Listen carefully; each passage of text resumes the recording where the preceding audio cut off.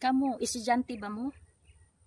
Kung naay nagpa-eskwela ninyo, inyong ginikanan, inyong igsuon, or inyong mga tiya-tiyo, or unsa pa, relatives, or kinsa nang malumo nga kasing-kasing nga nagpa-eskwela ninyo.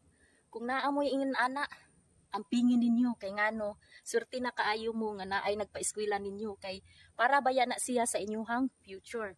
Kay naa diha uban nga gusto jud mo eskwela pero kaso lang wala jud sila ikagasto no. So meron sang iba din ha nga gusto pog eskwela, so nangita gid sila way nga mag-working student sila. So kalisod ana no, mag-working student pa ka unya mag-study pa ka. So porti yung lisura. So kamo din ha nga gipa-eskwela lang.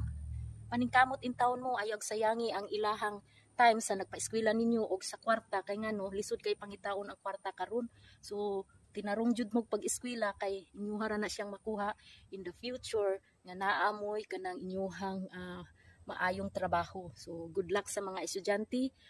Schooling lang usa mo kay moabot ra ang time jud nga maka sweldo na jud mo.